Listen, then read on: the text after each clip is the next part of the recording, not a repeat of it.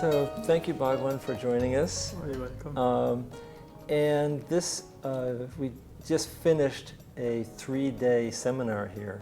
And so we're sort of coming out of the depth of meditation in that. And it was interesting to me that, you know, all the years that you've been coming to our home, and it has actually been, it's almost 20 years.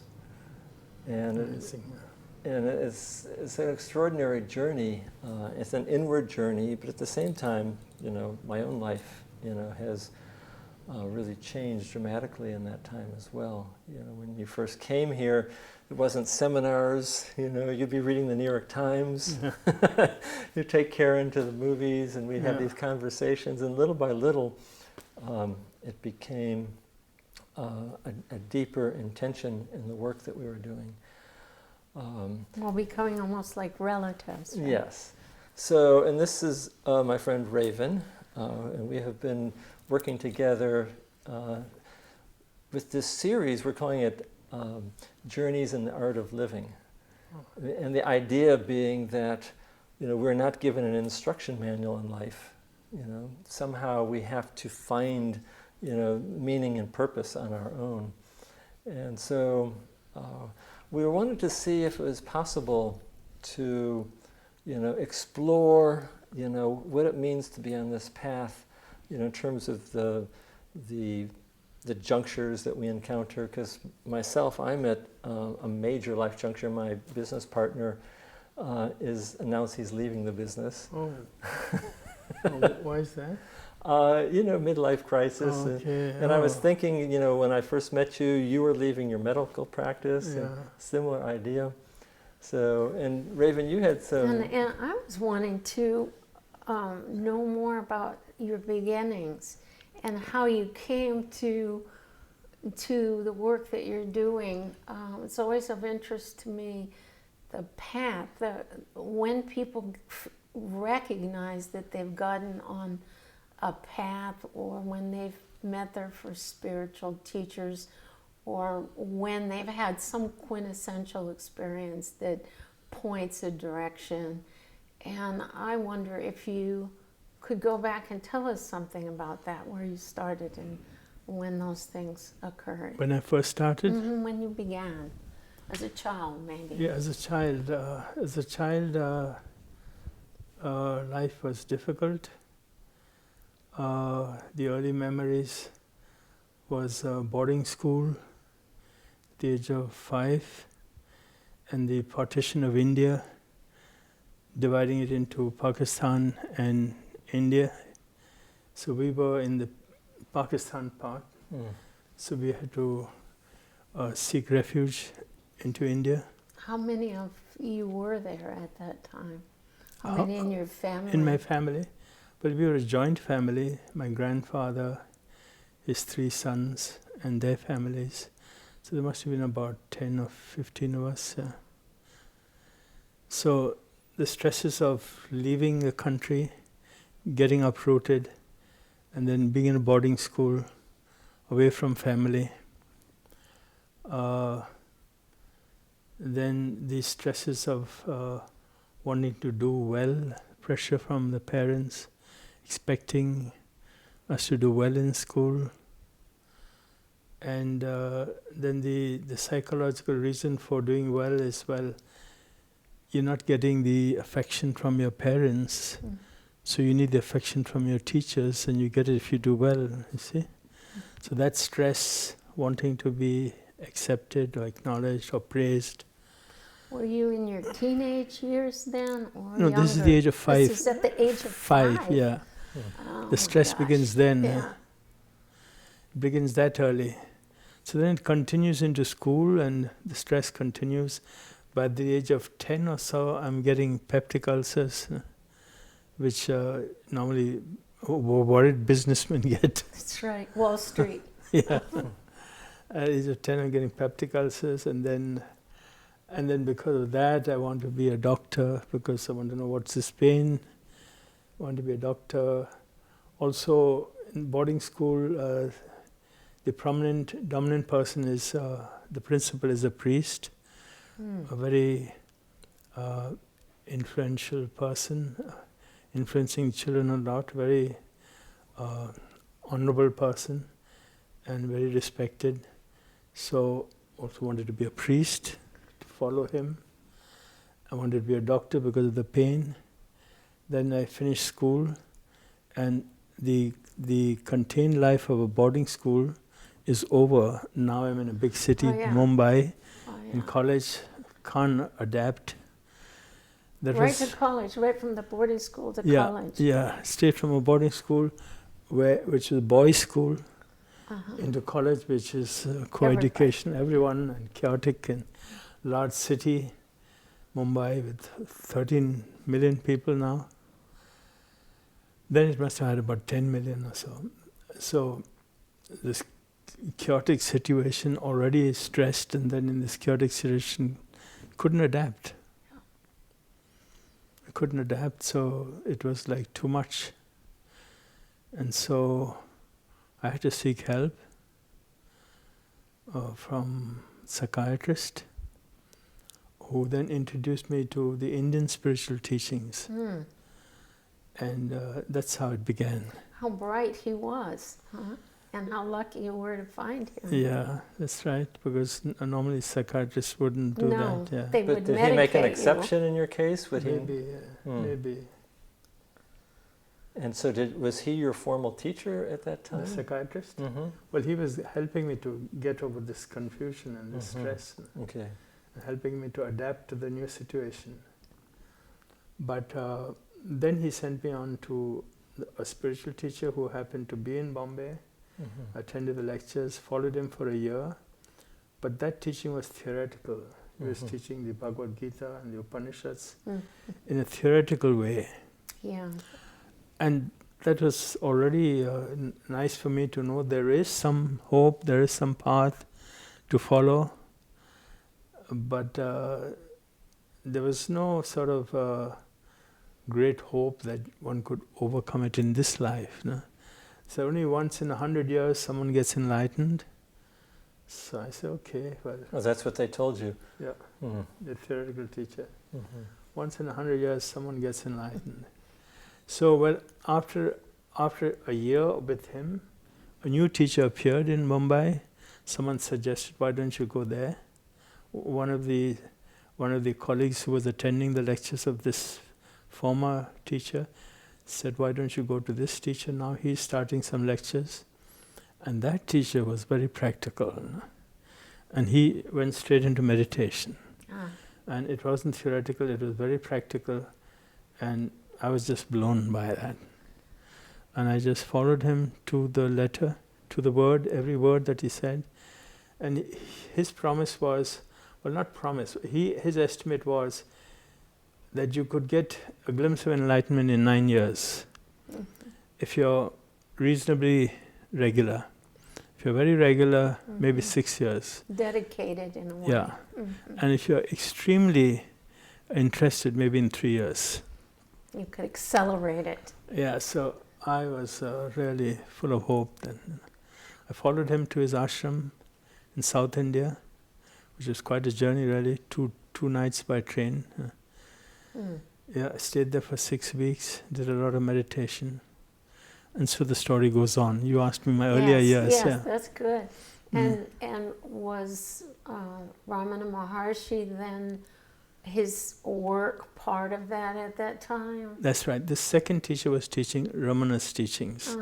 Only Ramana's teachings. Yeah.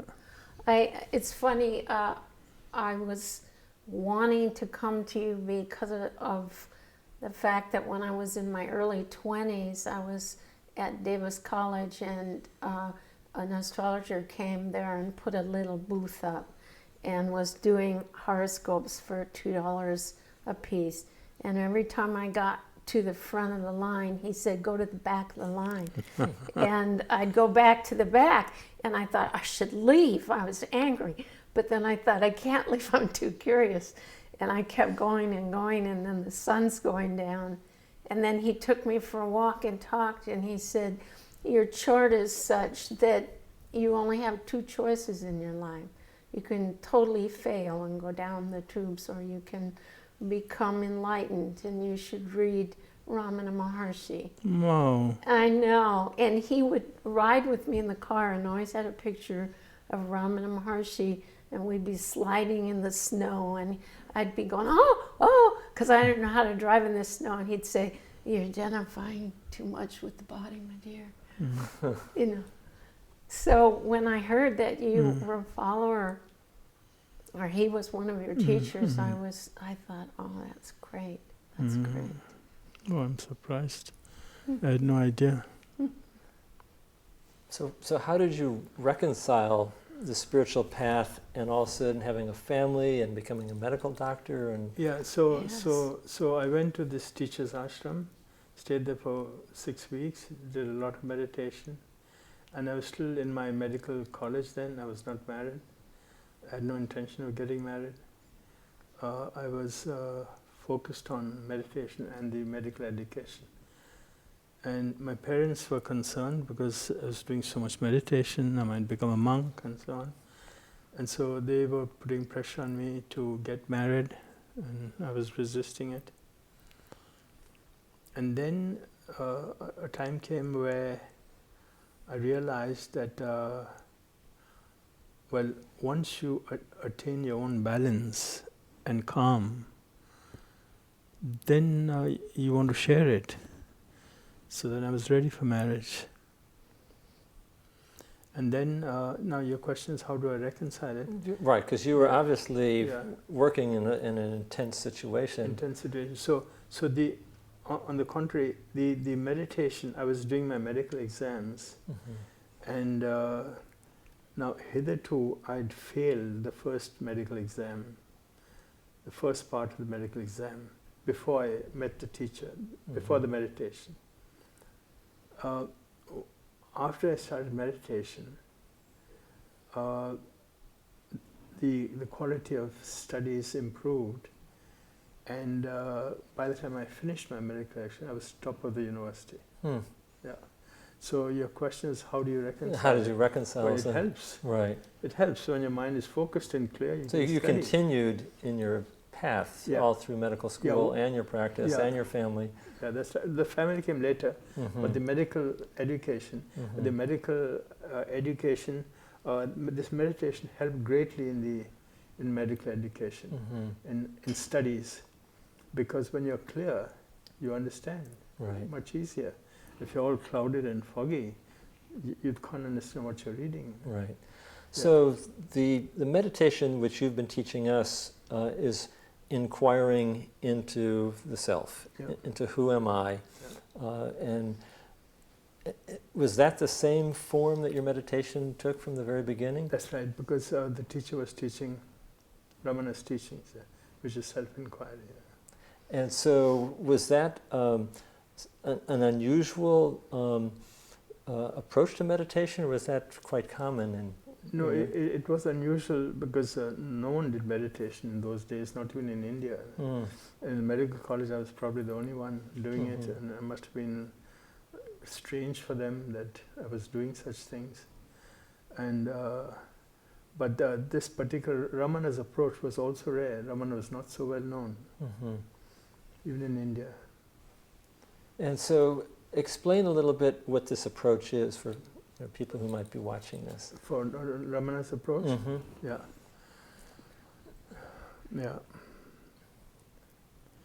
See, Ramana's approach is called self-inquiry. It tells you to inquire as to who you are and ask yourself, are you the body? That's the first thing that we all think we are. So, and then if you think sharply enough, you realize you're not the body, you're experiencing a body. So you must be the experiencer of the body, right? Although the medical idea is that we are the body, and there's a thinking and sensing apparatus. That's right. So that's what we experience, that's what we feel. But when we don't inquire, that's what it is, that we are the body. Right. But if you inquire sharply, intellectually, subtly, you ask yourself, am I the body, or do I experience a body? I'm experiencing a body, and if that is so, then I must be the experiencer of the body. So there's an experiencer and the experience, which is the body. And so in that case, you're not the body. Then are you the mind? Are you your thoughts and feelings and memories and your pain and your struggles and all of that? Is that who you are? You inquire, and then you come to the conclusion, no, I'm not my thoughts, I'm the thinker of the thoughts. I'm thinking these thoughts, I'm experiencing these feelings and these memories and the struggle and so on. So I'm separate from the mind. I'm the experiencer of the mind. And so I'm not body and mind, I am the experiencer of body-mind. In that case, find who you are. What is that entity that experiences body-mind? So that's where the inquiry goes. And so you take your attention to finding out this experiencer, the entity that's experiencing body-mind. And when you do this, the mind starts getting quiet. Because you're moving away from the mind, so you're not fueling the mind, you're not giving attention to the mind, so the mind subsides. And that's the process of meditation. So you once described, in your medical practice, like people lined up, for, and I would just get this picture of being in meditation and in the midst of all that. Were you a particular kind of doctor? Like, did you have a specialty? General medical practice. Just anyone could just walk in. Oh, I see. No appointments. And that's where they were all lined up. And like in a refugee camp. Yeah. That sort of thing. So it was a central Bombay where I was practicing, a poor locality where people couldn't afford much. Right. Well, if you ask me, I'll tell you what I was charging. It was 1 rupee per person. 1 rupee is like 2 cents in today's value. Today's value. Of course, it was not 2 cents then. It must have been about 25 cents or something in those days. But in today's value, it's 2 cents. So in order to earn sufficient, I had to see a large number of people. And of course, the poor people could only afford that, but they were a large number. So there'd be queues of them. And I had one attendant just looking after the queues. And so I think I used to see average of over 100 patients a day. I think the maximum was about 160 that I saw in one day. So you could hardly spend 2 minutes per person.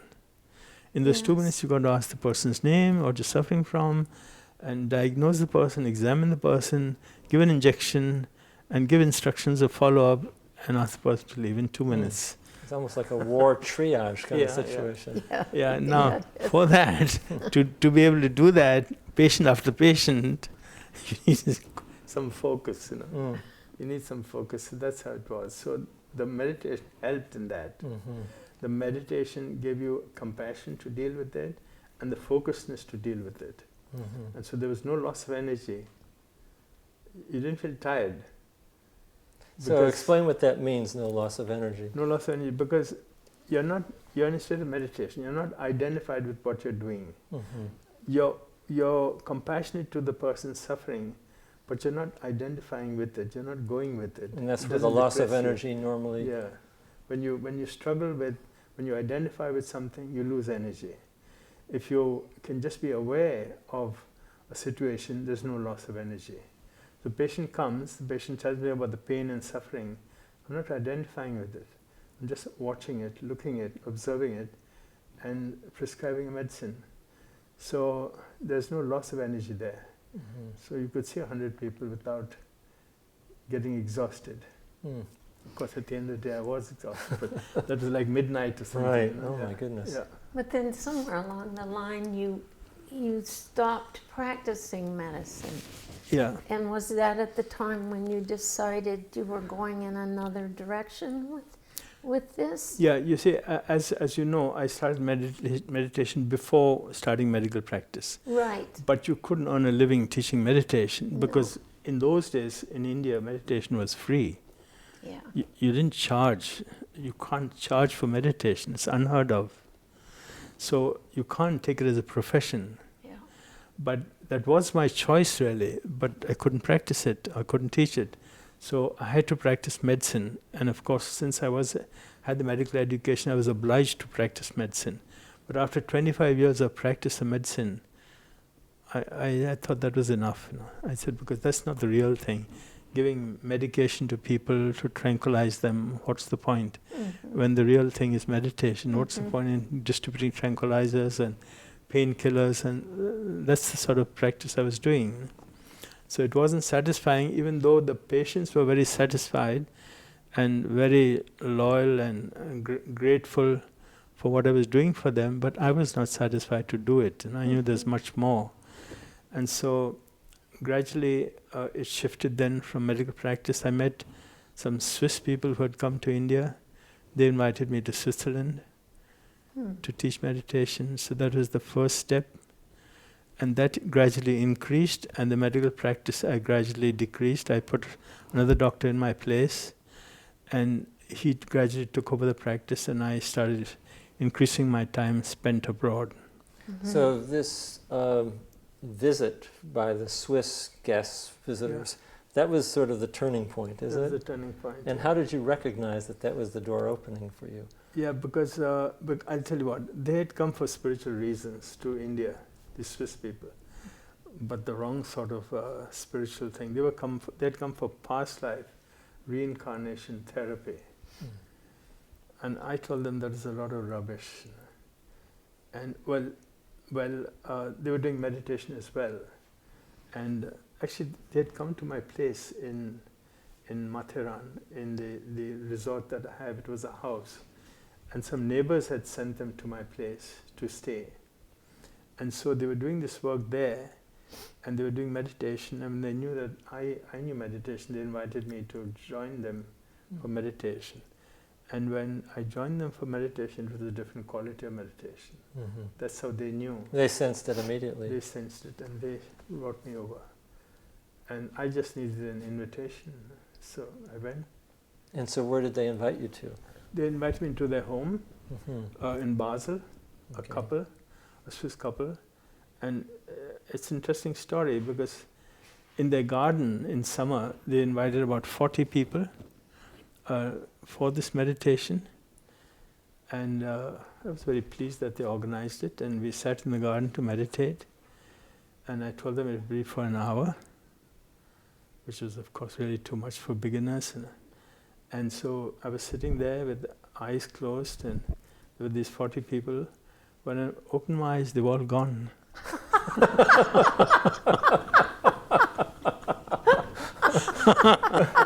Except The first clue.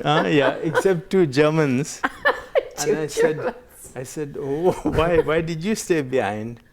They said, we were so embarrassed. You've come all the way from India, and everyone's left, so we couldn't leave. That's so funny. And then they took me to Germany. They took me to Germany, and they had a spiritual teacher who had a large following, and she spotted me immediately. She was a doctor herself, with a very large following. So when they took me to Germany, she spotted me. And when you say the word spotted, meaning? She knew there was something worth helping or supporting. And she was actually a doctor, psychiatrist doctor, but she was dying of a cancer. So I was visiting her in the hospital, and from a hospital bed, she phoned several centers in Germany, asking them to organize seminars for me. Just like that. Just the carpet rolled out for you. Just rolled out. That's so about wonderful. 6 or 8 different places I was hopping around doing That's seminars. wonderful. But then next year she died, and so that suddenly collapsed. And so, but not completely, there were a few centers still interested in carrying on.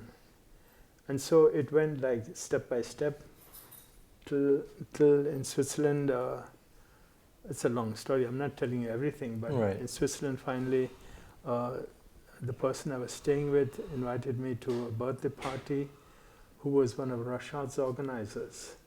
And Rashad was my Sufi teacher at the time. Oh my gosh.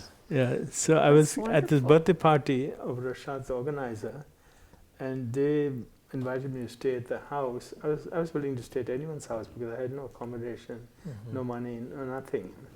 So they invited me to stay at the house, and they took me to Rashad's evening, a Thursday evening. And then Rashad spotted me. I was at the back of the room, about 80 people in the room, at the back, hiding almost, just trying to watch what's going on. And Rashad announces, has anyone come here for the first time? And raise your hand. Yeah, don't raise my hand, but I'm hiding. And he says that 3 times, and the third time he's like emphatic. Please raise your hand. And so I do this, still hiding. He says, come here. So he takes me to the front of the stage, and then he introduces me to everyone. He spotted it. Yeah, he spotted it. And then I was flying to the USA next day. And he said, oh, you're going to the USA? Okay, so you go to Atlanta first. And that's how I came to Bruce. Oh, I see. It's interesting because the way things unfold is fascinating to me. Like a synchronicity almost. Well, because there's chance, is it destiny, is that our own volition, I think it's none of those. It's, so doors open if you're in a vibrational place. Yeah. It's all as if it's made to happen. You can't do this with effort. You can't plan this. Yeah. So, well, it's interesting because if you're passive, it doesn't work either. No, not passive, but alertly passive. Not passive and lethargic, but alert, and in a state of acceptance, and passively alert, then it would happen. I mean, it doesn't sound like it was a bed of roses either, that you had to find places to stay. And oh yeah, it wasn't a bed of roses, yeah. I had no accommodation of my own, so I had to live with people, different nationalities, different houses. And so it wasn't easy, yeah. Well, I was going to ask you if today I was thinking that you're like a cowboy. You come in and lasso all the cattle with their wild thinking, on your side, lasso them all and try to calm them down. And that must be, from your side, a different kind of experience than what we experience out there as wild cattle. Is it? Yeah, so I come into a room where there's a group of people, and I can sense the mental state of the group. Their thoughts, their disturbances, whatever. I don't see from where it's coming, from which person is coming, but I can sense it, and my job is to quieten it. Quiet it. Yeah. Now I'm open, so all that comes into me. Oh yeah. So I have to quieten myself. So I've learned to quieten myself, so I just quieten it, and when I quieten, it's really the group's thoughts, so they quieten. Oh, See, interesting. that's how that happens. Interesting. I once had an experience like that. It was with another teacher, someone named E.J. Gold, and I was very young. And we went to Musso and Frank's restaurant in Hollywood. I used to go there. It's one of the loudest restaurants in the world. And he says, here's an experiment. We'll just put our attention on the sound in this room of all these people, because everyone's, not in themselves. They're just chatter, chatter, chatter, chatter, chatter. And you could feel the room, the noise level subside. It wouldn't stay. But it's something about when the mind, when you place attention on the mind, this happens, It's interesting. Yeah. I'll give you a metaphor for this. The monkey mind. In Matharan, where we have a house in the forest, there are a lot of monkeys.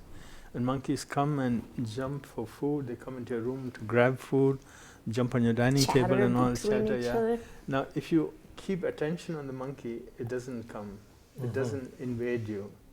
But the moment you take your attention away, they jump in and grab your food. So that's the monkey mind. That if you keep attention on the mind, it can't do its mischief. But the moment you're not alert, it plays havoc. Right. My cats have monkey minds. Yeah. Okay. So, well, it looks like Max has come to us to tell us that it's time for the interview to end, for the conversation. So, It was good, I thought. Yeah. I like knowing you on that level as well as a teacher, what you came through and how you got here. And how you got here, how you came here. How I came. Yeah. Is there anything you'd like to say? Well, I've been coming in for 20 years, and now why I keep coming is that, this work, it only works when there's commitment. Yes. And so I have to be committed too. Yes. So when I'm committed and a group of people are committed, then we move forward. Yes. It's not just going to a place and making a show, giving a lecture and moving on to another place, giving another lecture. Nothing is done there. That's right. Nothing happens there. That's right. That's entertainment. This is real work, where you're going to the same place.